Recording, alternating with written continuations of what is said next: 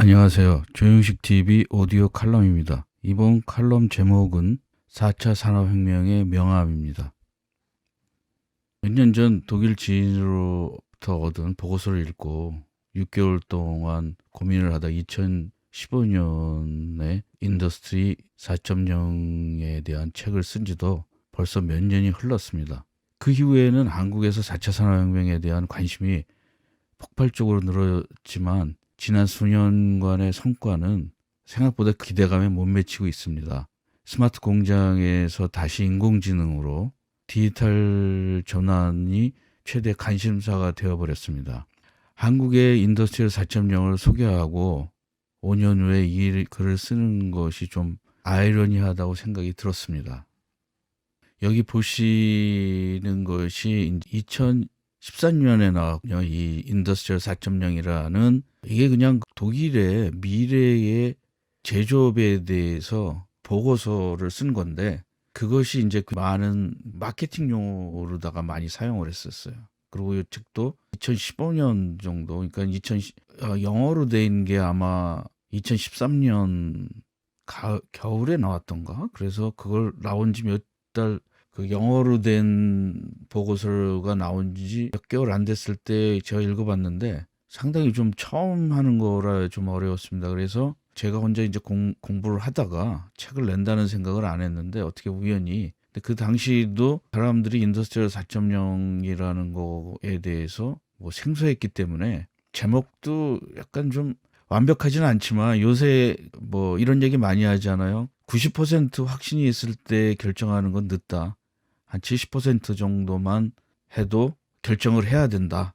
뭐 이런 거죠. 그래서 그 당시 저는 한 5, 60% 정도 이해를 한 것 같아요. 그래서 좀 책으로 나오기도 쉽지 않았는데 어쨌든 간에 책이 나왔고 근데 이제 문제는 한국의 미래에 대한 통찰력이 문제입니다. 현재 한국에서 성공 방법론은 대부분 과거의 것입니다.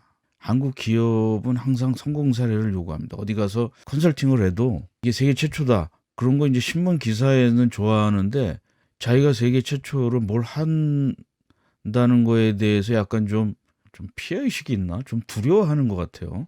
그래서 이제 뭐 과거에는 성공이 중요한 게 노력이나 인내, 성실이었지만 미래의 혁신적인 성공에서는 미래 예측, 그리고 독창적이고 창의적인 사고방식이 아닐까 이런 생각을 하고 있습니다. 아마 인더스트리얼 4.0도 독일이라는 우리가 어떤 프리미엄이 안 했다면 사실 안 받아들였을 거예요. 제 개인적으로는 5, 60대 이상이 독일이나 유럽이 프랑스에 대해서 약간 좀 과거에 공부를 할 때 주로 뭐 문학이나 과학이나 이런 거가 유럽이라는 데서 많이 받았기 때문에 약간 프리미엄이 있는 것 같아요. 어떤 브랜드가 있는 것 같아요. 국가 브랜드 때문에 인더스트리얼 4.0이 빨리 받아들인 것 같아요. 근데 사실은 잘 사는 나라라고 해서 성공하는 것도 아니고 우리보다 GDP가 낮은 나라가 우리보다 뭐 못하는 것도 아니거든요. 그런 어떤 선입감이 좀 없어졌으면 좋겠습니다. 이 보고서를 봤을 때 제가 느낀 거는 이제 그 당시에 저는 이런 생각을 했거든요. 그동안에 이제 생각을 하다 경험을 보니까 과거의 성공 사례로 성공하기는 어렵다라는 거죠. 현재 나와 있는 책이나 컨설트하는 사람들을 보면 마이크로소프트가 이렇게 성공했다. 테슬라가 이렇게 성공했다. 지금도 마찬가지입니다. 누가 뭘 성공했다. 우리도 그렇게 해야 된다. 이게 이제 가장 잘 먹히는 것 같아요. 시장에서. 언제부턴가 옛날에는 그게 좀 통했는데 이제는 성공 기업들이 핵심 노하우를 오픈하지 않아요. 우리나라의 대기업이랑 어떤 소개를 하거나 컨설팅을 할 때 뭐 보안각서 같은 거 엄청 써요. 그래서 얘기를 하면 얘기를 하지 못하게 하거든요. 별로 관계도 없는 거, 뭐 아주 사소한 뭐 기술이나 이런 것도 자기네들이 뭘 하고 있다는 거에 대해서 왜냐하면 삼성이나 LG도 그 중국의 어떤 기업들이 우리를 따라하려고 그러니까 그거에 대해 의식을 하는 것 같고 이제 뭐 한국 기업뿐만 아니라 중국 기업이나 뭐 베트남 기업도 엄청나게 빨리 따라하는 기업들이 생겼어요. 그리고 과거 지향적인 사회에서는 미래 혁신이나 독창적인 거에 대해서 좀 강한 거부 반응이 있는 것 같아요. 요즘 한국에 좀 혁신적인 사업 모델인 타다에 대해서 기존 택시 회사들이 거부 반응을 한다든가, 뭐 다른 일본이나 뭐 이런 뭐 미국이나 이런 데에서는 우버 푸드라고 그래서 그 배달을 할 때 뭐 도보를 하든 뭐 자전거를 타든, 근데 이제 뭐 지금 법에 보니까 이제 자전거를 타고서 음식을 배달하면 안 된다라는 법을 뭐 만든다라는가 뭐 이런 거가 있다고 그러더라고요. 그 뭐 옛날에 다 자전거로 배달하지 않았습니까? 뭐 걸어서 배달하는 거가 안 된다면 손으로 배달하는 사람도 있지 않습니까? 좀 기득권층이라고 그럴까? 지금 이제 두려워하는 것 같아. 새로운 혁신에 대해서. 한국은 과거의 기술이나 패러다임을 4차 산업혁명이라는 것에 좀 새롭게 포장해서 좀 개인이 뭐 이렇게 자기 취향에 맞게 변형하는 사람들이 많았어요. 그래서 뭐 독일의 인더스트리얼 4.0 리포트가 그게 뭐 한 300~400페이지인데 그것도 읽지 않고 그냥 자기가 주장하는 거예요. 어떤 때 보면은 대부분의 사람들이. 그리고 어떻게 보면은 제가 이제 이걸 인터넷에서 찾은 그림인데 어떤 때 보면은 굉장히 혁신적인 사람이 저렇게 죽을 수도 있는 거죠. 그 교수형을 당할 수 있는 거죠. 정부가 기존에 있는 세대들한테.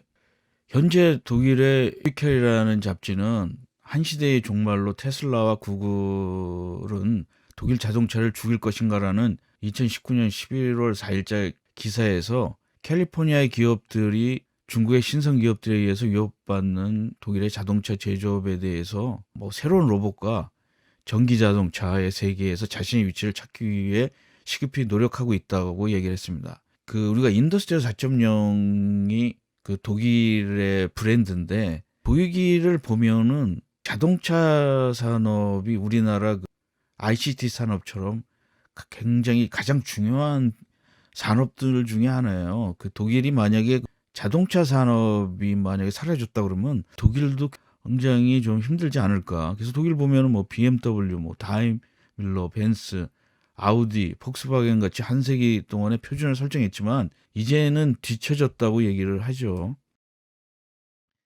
그래서 이게 약간 2018년 자료지만 그때도 전기차 시장은 테슬라가 뭐 다이니언이었고 중국의 또 전기차가 독일 차가 약간 밀려 있어요. 독일 차가 만약에 전기차로 이렇게 갔을 때 적응을 못 한다면 독일도 굉장히 힘들지 않을까. 왜냐면 거의 자동차가 발명되고서 150년 가까이 독일은 자동차 그 엔진에 그 화석 연료 엔진의 최대의 강자였었습니다, 사실.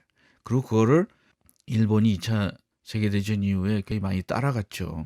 그 며칠 전에 글로벌 스포츠 브랜드인 아디다스가 4차 산업혁명의 교과서로 평가온 독일 미국 내의 스피드 팩토리를 폐쇄하기로 결정됐다고 합니다. 근데 저는 3년 전에 뭐 독일에서 나온 소식이 뭐가 나오면 뭐 검증을 하지 않는 거예요. 뭐 독일은 이거다, 뭐 교과서다. 근데 이게 정보 같은 거를 제대로 안 읽고 뭐 기사에서 그냥 나오는 거죠. 그때 독일이 4차 산업혁명에 대해서 엄청나게 마케팅을 했어요. 독일을 그 공장도 뭐 많이 보여주면서 산업박람회 있지 않습니까? 거기에다가 근데 사실 산업박람회에도 그 몇 년 동안 이렇게 본 거 보면은 갑자기 그전에는 뭐 자동화 시스템 뭐 이런 것들이나 이런 걸 많이 설명하다 갑자기 포장을 인더스트리얼 4.0이라고 해서 마치 뭐 스마트한 로봇가 완전히 그 새로운 세계를 하는 것처럼 했는데 사실 기술은 비즈니스 하는 사람들이 마케팅하는 만큼 기술이 이렇게 빨리 따라가지는 못하고 있는 거거든요. 그래서 지금 이제 미국의 인공지능 그리고 독일의 인더스트리얼 4.0은 이미 과거의 성공 사례로 받아들여지고 있습니다. 학계에서는 완성되지도 않은 스마트 공장 표준을 또 막 이 표준이라는 거가 그 따라가는 사람에겐 좋지만 앞에 나가는 사람이 자기가 표준에 집착할 필요가 있을까요? 그 미국 기업들은 표준을 잘 안 해요. 그리고 표준이라는 건 자기가 오픈해야 되는 거잖아요.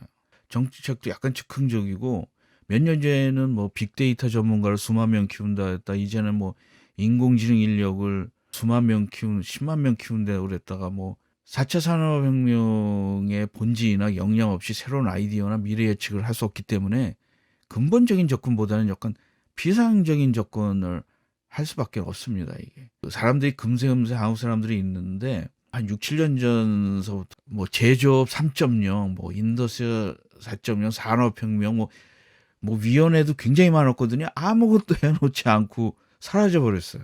근데 기존에 이제 또 정보통신기술 중심입니다, 우리가. 그래서 뭐 사실은 우리나라가 뭐 모바일이나 ICT나 대해서 그동안에 많은 성공을 했어요.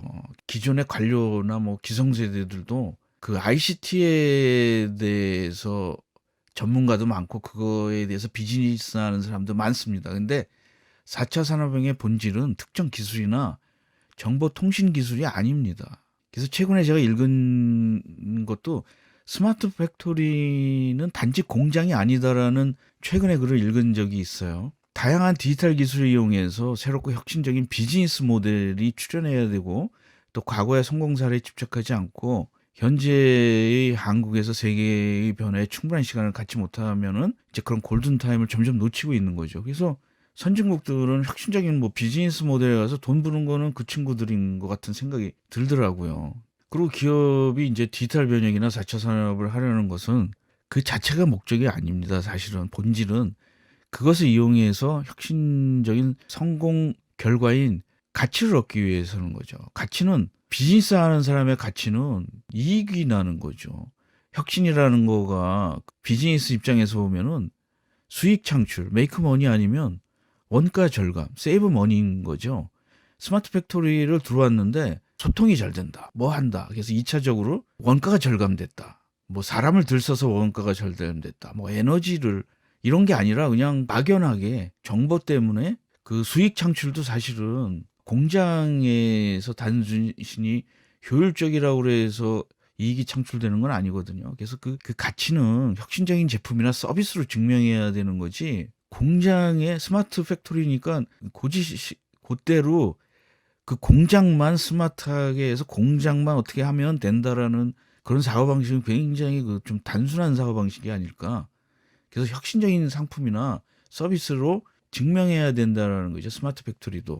한국의 경제를 구원해줄 것은 진정한 혁신을 추구하는 뭐 개방형 혁신, 오픈 이노베이션이나 기업들이 새로운 비즈니스 모델을 창출하는 좀 기업가 정신이 중요하지 않을까.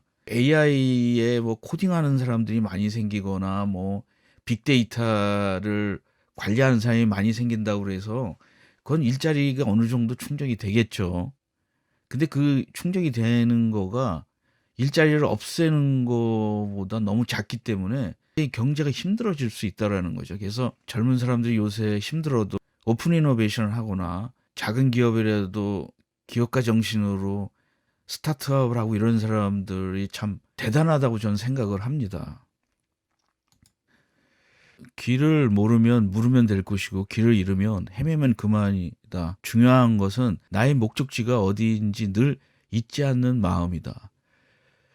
인더스트리얼 4.0 책을 쓰고 나름대로 제 자료를 굉장히 많이 먹고 스터디도 하다가 좀 어느 순간에 좀 대외적으로 얘기를 많이 안 했어요. 왜냐하면 본질을 얻고 비즈니스만 하는 사람들이 너무 많이 생긴 거예요. 빅데이터도 그렇고 소셜 네트워크도 그렇고 딱 하면은 우르르 뭐 준비도 안 된 사람들이 우르르 와가지고 정부에 뭐 이런 그 많지도 않은 돈 나눠 먹는 거 가지고 들어와서 뭘 막 하고 그러다 보니까 원래 건강하게 자라야 되는 이 생태계가 막 왜곡이 되는 거예요. 정부나 이런 데는 항상 그 정부 시책은 굉장히 새로운 걸 막 만들어야 돼요. 불과 한 2, 3개월 전에 뭐 데이터 댐 뭐 이런 거 다 지금 조용하잖아요. 다 뭐 사실 데이터 테크놀로지, 데이터 댐 이런 거는 뭐 AI든 엄청나게 지식과 비즈니스 모델과 이런 것들을 많이 연구를 해야 돼요. 누가 그러듯이 저희 지인이 이제는 뭐 선진국이라는 말을 쓰지 말자라고 그러더라고요. 우리가 선진국인 거죠, 이제. 그냥 경쟁국이 된 거예요. 일본, 뭐 독일, 프랑스, 미국. 우리가 이제 후진국이 아니거든요. 이제는 선진국이거든요, 우리도. 그러니까 우리는 경쟁 국가에 대해서 앞으로는 이제 뭐 선진국이 어떻다가 아니라 경쟁국은 이렇게 하고 있는데 우리는 왜 이렇게 하냐라고 얘기를 해야 될 때가 온 거죠, 이제. 요즘에는 다시 MES나 스마트 팩토리나 인더스트리얼 4.0을 다시 한번 연계를 한번 해보려고 그래요. 진짜 좋아하지 않는 사람은 이제 떠날 때가 된 것 같아요. 그때가 제일 진짜로 시작하기에는 좋을 때가 아닌가. 진짜 좋아하는 사람만 남아있을 때가 본격적으로 시작할 때가 아닐까 이렇게 생각을 해봅니다. 여러분들의 생각은 어떠십니까? 제가 이 조영식 TV의 오디오 칼럼을 시작한 이유가 뭐냐면 종이에다 쓰는 거는 이제 뭐 한 달 전에 나올 거를 미리 생각해서 쓰고 그리고 이제 너무 오래 걸리고 그리고 요새는 뭐 사람들이 글 읽는 것도 좋아하지 않는 사람도 있고 오디오 칼럼은 내가 그냥 오늘 하고 싶으면 내가 만들어서 30분 안에 할 수 있습니다. 그 전에 뭐 콘텐츠의 기본 내용은 그 전에도 생각을 미리 해놓고 있지만 피드한 거죠. 아까 스피드 팩토리라는 말도 나왔는데 사실 그게 진짜 스피드 팩토리는 아닌 거죠. 스피드 팩토리는 그냥 사람이 얘기하면 그 자리에서 만들어주는 게 스피드 팩토리입니다, 사실은. 그래서 그게 뭐 스피드 팩토리가 실패한 거가 저는 잘못됐다고 생각하지 않아요. 너무 그 사람들이 미래 그 낙관론에 의해 가서 해봤다가 이게 생각보다 자기네들이 그 독일의 사람들도 이익이 많이 나야 되거든요. 뭐 주주도 있고 그래가지고 애플이 자동차나 뭐 이런 산업을 안 하는 이유가 뭐냐면 그 주주를 의식을 해야 돼요. 힘들고 이윤이 박한 것은 애플 주주나 이런 데 사람들이 잘 안 하려고 그래요. 왜냐하면 주주는 투자비에 비해서 이익을 많이 하는 게 목적이기 때문입니다. 조영식 TV의 오디오 칼럼을 빠른 시일에 많이 해보겠습니다. 근데 이 제일 중요한 거는 오디오 칼럼은 이제 피드백이 가능하지 않을까 이런 생각을 합니다. 시청해 주셔서 감사합니다.